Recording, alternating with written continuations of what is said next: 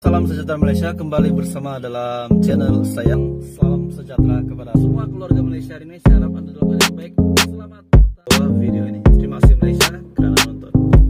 Berita-berita yang saya post dalam channel ini Anda boleh komen di bawah. Terima kasih Malaysia kerana channel saya, dan share video ini jika Anda rasa bermanfaat. Selamat malam, salam sejahtera seluruh warga Malaysia. Berita hari ini daripada Info Malaysia. Kerajaan sedia benarkan pengeluaran wang KWSP rakyat melalui iCeria. Kuala Lumpur, kerajaan diminta untuk membenarkan tuntutan pengeluaran KWSP kali terakhir secara bersasar menerusi bantuan kewangan iCeria. Rakyat terdesak untuk meneruskan hidup. Ini kerana terdapat keperluan mendesak dalam kalangan rakyat untuk menggunakan sebahagian wang persaraan mereka bagi meneruskan kelangsungan hidup.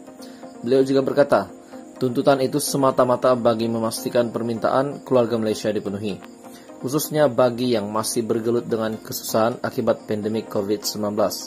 Ditambah pula, musibah banjir baru-baru ini sudah tentunya merencatkan perjalanan mereka yang baru saja memulakan fasa kehidupan baru. Keadaan mereka ini sudah tentunya semakin parah, bagaikan sudah jatuh di timpa tangga. Kerajaan perlu memahami keluhan rakyat. Sebagai kerajaan yang sentiasa memahami denyut nadi rakyat dan sentiasa mendengar setiap keluhan isi hati rakyat, beliau merayu bagi pihak mereka supaya kemudahan iCeria dapat diluluskan agar senyuman dapat terukir kembali pada wajah keluarga Malaysia. Datuk Seri Muhammad Salim Sharif BN Jempol itu berkata, pengeluaran itu perlu diberikan kepada pihak yang memerlukan.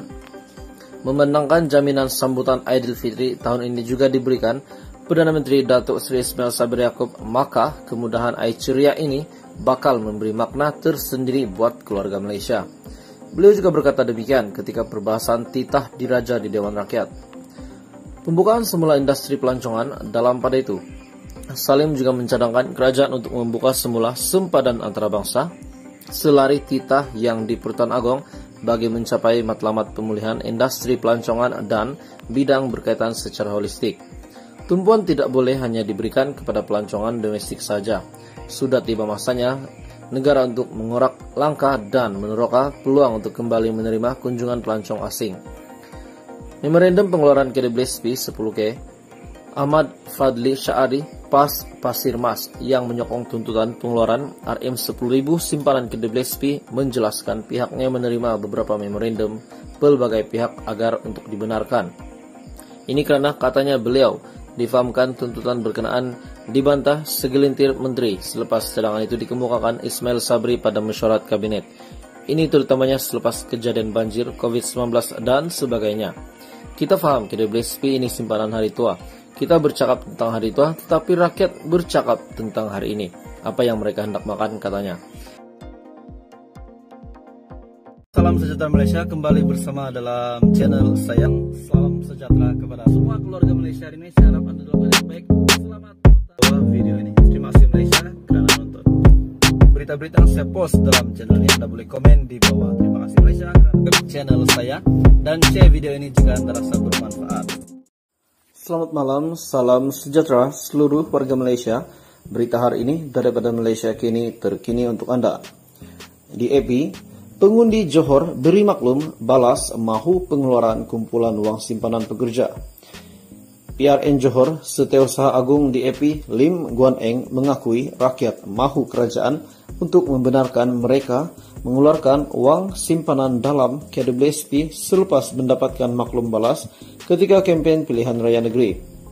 Ini walaupun pemimpin DAP itu pernah mengkritik langkah sedemikian dengan alasan menjadi kewajiban kerajaan untuk memberikan bantuan kepada rakyat semasa kesusahan dan bukan meminta mereka untuk mengeluarkan simpanan persaraan mereka.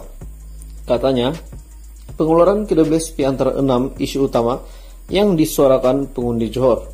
Dengan kenaikan harga, tetapi gaji tidak naik, ramai yang tidak dapat menampung kehidupan mereka. Kerajaan sepatutnya membenarkan orang ramai untuk mengeluarkan caruman KWSP mereka jika tidak sebanyak RM10.000, mungkin sekurang-kurangnya RM5.000 untuk membolehkan mereka memenuhi obligasi keuangan mereka, katanya pada satu kenyataan. Di tengah kemelesetan ekonomi akibat pandemi COVID-19 yang bermula pada 2020, kerajaan telah membenarkan orang ramai mengeluarkan simpanan KDBSP mereka sebanyak 3 kali. Menteri Keuangan Tengku Zafrul, Tengku Abdul Aziz yang tidak berparti tetapi dilihat rapat dengan Presiden Bersatu Muhyiddin Yassin telah memberi amaran bahwa pengeluaran selanjutnya akan menyaksikan ramai orang bersara tanpa simpanan yang mencukupi.